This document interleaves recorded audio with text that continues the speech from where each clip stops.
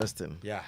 Sir, you were trying to minimize expectations. I think that you're spot on. Good. On Angry and now free banner. Listen. So we won't put their standard and do maybe Yeah, as much as your league is any league they are moana your league system. What omu level do be a place about Kumasia.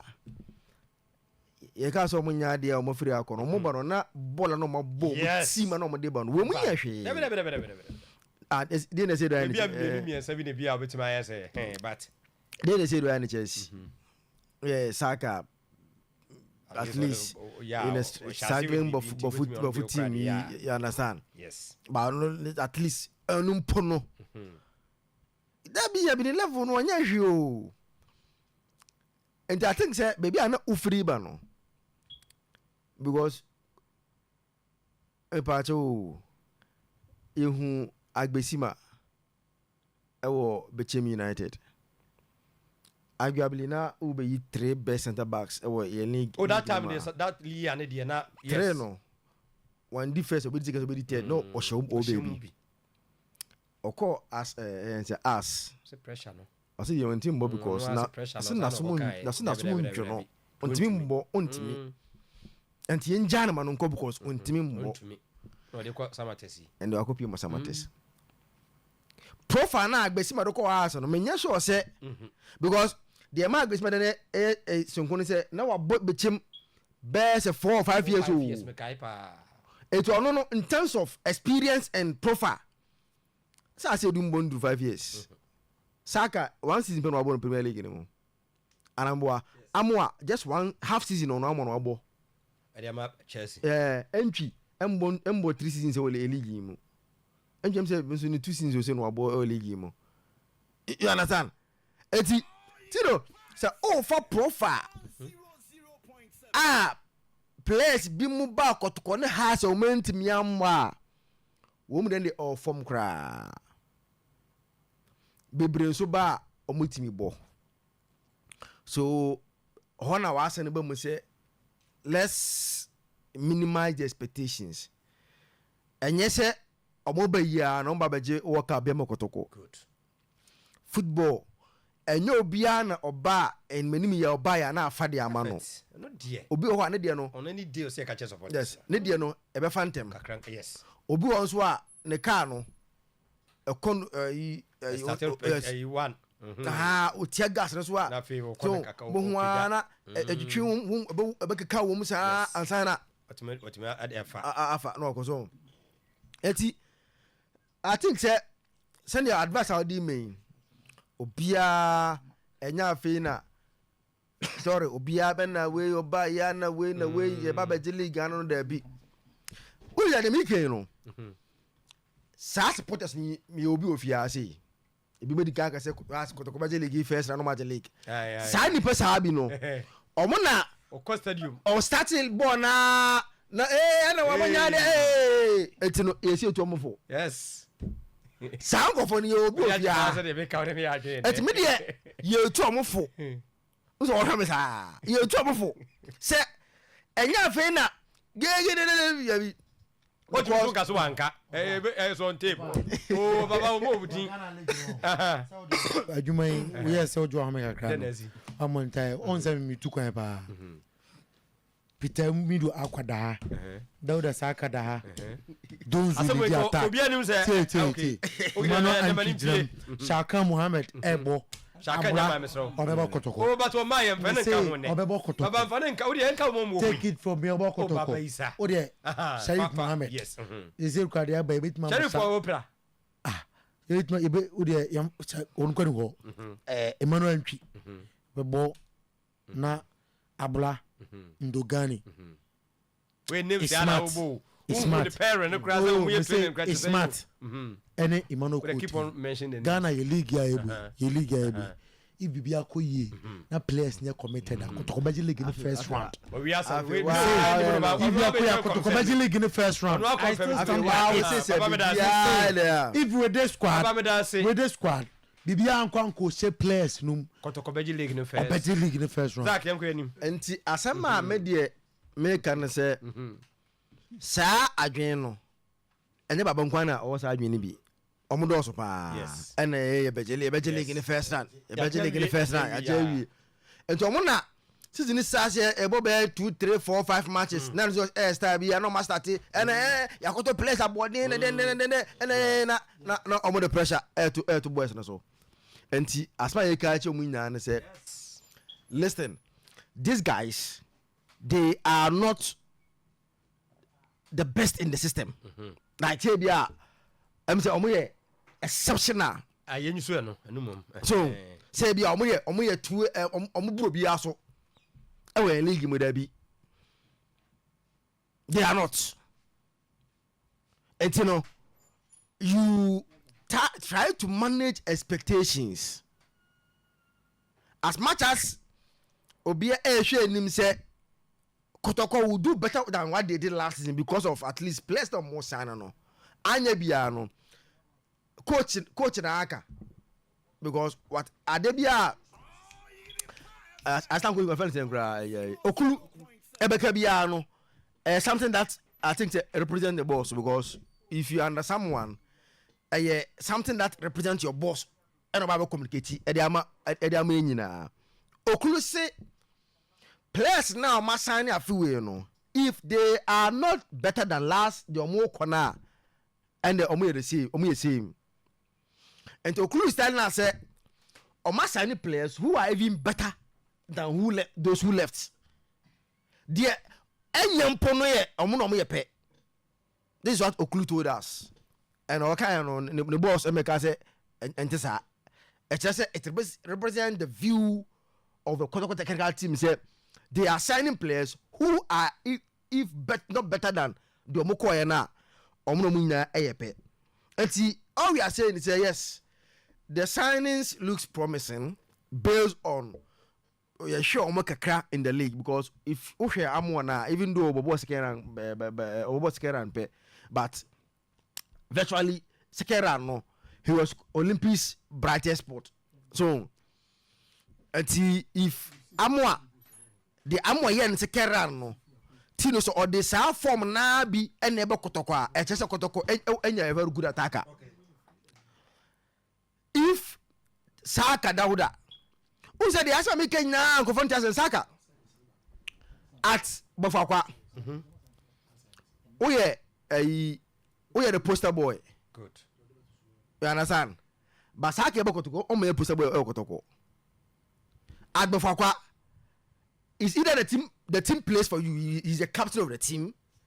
I say team no ye wow Bofakwa but Bofakwa profile no Kotoko profile nyepe ente ebia wo Saka na o ba Kotoko no you play bia also soro sen o nta fe no saa de na wo enjoy Bofakwa no tin umenya no Kotoko because wo ba no wo ba be share bi mase in terms of profile teams players na afi eba Kotoko no afi wo ba no wo be share be brasi o wo ba be wo na ye audition wo ne bono na chiro da bi say da bi o ti say ashasi say so show bi say omo be tu at Bofakwa he was the captain of the team. Okay ba ha na no this year you sum no I know na team no bobo no Masaka. Okay Minza what was here team no bobo no Masaka ba ha no nya ne sa ba ha bobo Masaka you are now you so fight bi you fight ebi abofo no o ka say o nton po na ye ya ba training one day a bofo next day obabo but at Kotoko you not enjoy that who say na big clubs ni boy di no say Liverpool ni Man U ni Real Madrid ni Bayern no the man boy di no because you can be as good as you are a smaller club I be somo but time na over big club no already you are coming to meet stars so and say you be na enjoy I ye di hu no because enemy ken at Bofakwa ebi amojibo bi the first person they are looking out for Saka because they believe and trust he is their poster boy but Kotoko no Peter Amidu super say also ojidi o do you say maybe I'm free man no Peter Amidu person ojidi somwa episode so gidin eti at any point in time wonu nya bi ho you not enjoy it na we as football mu ye ni bi e fi football yi oyi Messi Tino oyi Messi ni Ronaldo free wa how many players na enjoy team ye bama wo de won na ye wasi how many one dey me we bi Messi kan duro bi o timi o mi no ko timi sometimes be fight understand uso mo no de team bi ambo bia no when omu big ebe the star you know team bi amko bia no the team plays for them you understand but ukwa team kasia and they anko for and 80,000 capacity Kylian Mbappe enjoy nya no listen they enjoy your PSG no Kylian Mbappe will not enjoy it at Real Madrid fact that akwa no Brazil ni no Vinicius onko edman fama Kylian Mbappe o ono onko bom fama Kylian Mbappe listen ye kasa Charlie we are talking football nye your emotional and American Vinicius profile now original auditor no onan ko edman fama he's ye ka wo best and today and no ka ho ye ka ranking na baby a wo free awoba no mo nya mo sa stage o and ye ka wo best only 3-4 mo nya mo obi mo pray for wo best so what I say I can ma na po say oyi Messi Ronaldo ko mo no team bi am ko bia no the guy between them and the other guys no na say from how to China but when mo dey mo nya mo boso eti ena ma team kase boarding eti no if uba team kase a ofutu on dey very key nya fe na ya bi ya sign way enti no first na e beje league ena ya enti won say kotoko bobo ba ku bia na mu ya na obduro bi ba bo hu ana supporters ye it should be patience I think say based on modern body yes they are not bad na no ebeka smart asemo ase boy na against House no me just say do mpo ba start ahead of that boy because smart MOB hu say oni mo bo papa e hu say a third choice left back at Hilal I say you come say grade A left back that not too early o da bi say na Hilal mo level no Tino me ka de ba ko no boy amode ken o da bi say mo mo kakranka abi sa bo bi utin bo akotoko has o ba ya kotoko has pengen na o mo bo ne so simple ma wa o say omo no the reason why he can play team now free ba no Tino Hilal mo level no today in Africa their level now on my board no they sign internationals. That's what I say. You know, uti boy Hilala.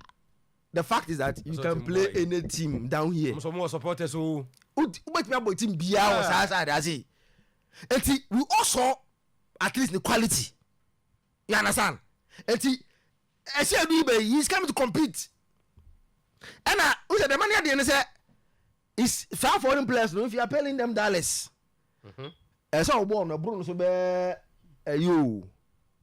Esa wo no wo kire se obo no ne de no oburu so ebre ba sa wo de ne ye pe a esa se wo free ase ne wo problem because at least because of baby o free ba ene nya bebre no those players no enjoy some kind of kakra and I think say yes good signing samba mo be ehun say at least yeah done on the day so MVP on them MVP no o mo be ehun say ono so no at least what say he's a very good player and kakra na omaye no asma obi akenya say let's not give them pressure yes I know there here e bena papa no has coach no ebuye no tawo de na bi no can say so can say se udware wonsum uja nsum udware udware wi yen fatawo emre wonsum se ye koje fatawo no na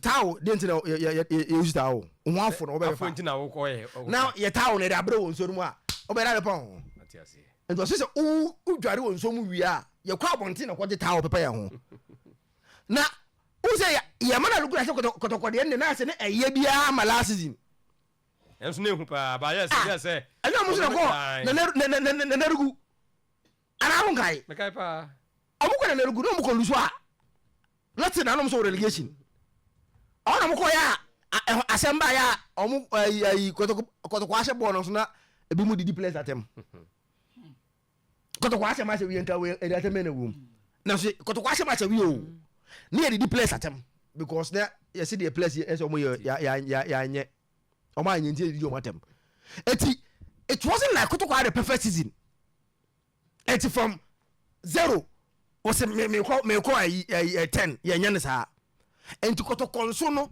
and has the only thing is that league table no na Kotoko based on point you know no omuko so eja has but modern bono say na Kotoko has here last day to survive no na Kotoko here last but one to survive the difference na so the difference no so eti enye ti say ya toto ya 20 is smart aba e sie do aba we aba ntino ya kodele good o mienu na so masia bi ba ka say coaches ntino you manage expectations. What the end there, you accept you are starting from 0. But it be far at once. Somebody you afford. Sign the team no. Me just say even though if you look at them very young talented players. Which about for precision and say team we debate my ebeji league na yi. Et from nowhere panyan omo no ko no. E debate my possible sir. Look there they can start omo start ya kan na fa omo no ko no. Make me start so emphantem because Kotoko ye den ya omo line up this season Tino new players na those as old players no na me yayi kakra no ho kra first 11 new players be start be those as old players because today and they say yenya bi kakra goalkeeper dey be old left back be new player say already yeah left yeah center back is so right back be old player just here no munyo obi an count e quote na nti I2 against 1 center back e be 1-1 say Nurudin Mai nto no unhu ni ono and say be play and we dey emphasis samba na yeah so far na mo start here samba start only play start here good nti e anti 1-1 nti abe 3-2 okay Mumford is based on money say players are my bay idea say we are likely to see entry starting yes player in team so in team can be review say if they get that shall can na yes obabre so into ono on question mas be o ene bia baba yaya enti Kotoko is likely to get a bia Mumford maybe a 2 new players against 1 old depending on the players that on Babeka hono so the end uko anymore there is like is an share be a pitami nku na be new old player baby no so it's likely to be a so service chebi Audu yeah even Amway they are speaking a lot of about him this Amway from Olympics Abet Amway striker like he striker that can also strike on the wings okay so she 5 goals in those 17 games now about Olympics in the second round no so it's either about 5-6 as a so sabi bisa new need the it's there because team there team a like season area how about no more there unya 5 players mpo say new and then pato Liverpool president muye new motompa there's no new two new players mbutu mesato Liverpool Arsenal team muye there's no way new players will be more than 2 Real Madrid team muye there's no way new players that will start in that team with more than 2 like Bayern Munich teams are I established that day was a back of frame okay I don't so am but the moment Ubeti say, Yabuba, yenya be 5 and 6. Actually, say there will be a lot of new players. And you know, machine no, spark ya. Nya at once. And Jin, and ya to say be prr na eko. Come have me na me ko. And say abotre. Danger Saba.